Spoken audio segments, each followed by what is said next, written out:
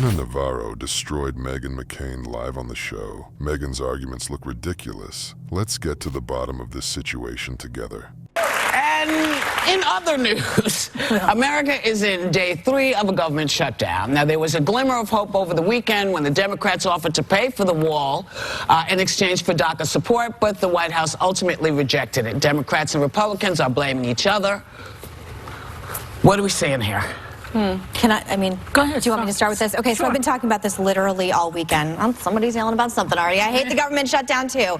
The first thing I want to say is I think there's a sort of misunderstanding about exactly what's going on. This is about a government spending bill and the DACA attachment. And Democrats want to negotiate on something that has absolutely nothing to do with our spending bill and ultimately has up until, I think, the March deadline to get done. And I think if you had a problem with the government shutdown in 2013, which I certainly did, you should have a problem with the government shutdown in 2016.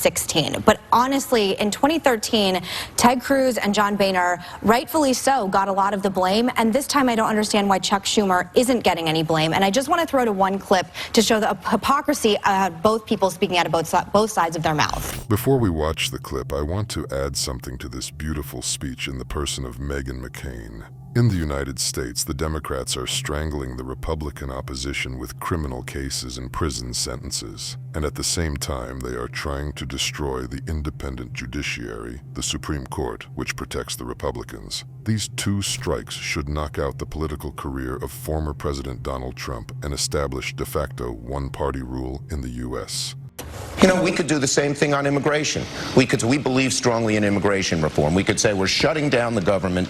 We're not going to raise the debt ceiling until you pass immigration reform. It would be governmental chaos. I think it's clear that Schumer learned from the Republicans in 2013 because they tied the spending bill to trying to repeal Obamacare. And I agree with you. It's wrong on both sides. But I will say this. Republicans had 8 years to do something about DACA. The deadline is fast approaching. And the reason the deadline is approaching is because this president yanked it. So he sort of set this whole thing in motion. And in 2013, he tweeted something like Obama is responsible for... the president's... Here it is. Why Americans have to worry about a government shutdown is because Obama refuses to pass a budget. Well, now it's Donald J. Trump's turn. But the question I have right now is, in the negotiations right now, that's not accurate. Oh, silly Sonny. How wrong you were. Elon Musk also criticized the Biden administration's policy on illegal migrants. The American entrepreneur pointed out that the current authorities, instead of securing the U.S. borders, are laying down the red carpet for illegal migrants. The migration issue has been a point of contention between the southern U.S. states and the federal government for several years. It is a problem of the left who are unwilling to address the issue. It's not accurate. The question I have for you specifically, because I know DACA is a big issue for you, Anna, is that Luis Gutierrez yesterday said he would hypothetically agree to building this wall if DACA got passed. Do you think that's a winning idea for Democrats at this point? Yes, and I think they've already offered it to the White House. I can't understand why the White House is saying no to something that's got over 80% approval. I mean, not even puppies get 80% approval in America today, and DACA does. Look, I'm not only against the government shutdown, I'm against the whole damn government.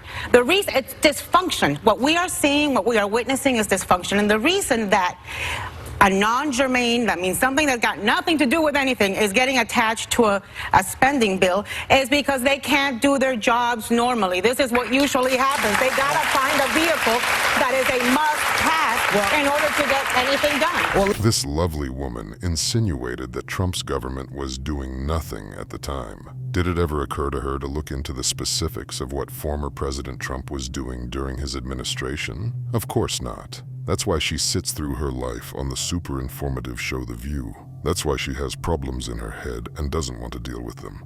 I want to ask you, do you agree with me? Write your opinion in the comments and don't forget to watch other shocking news on the channel.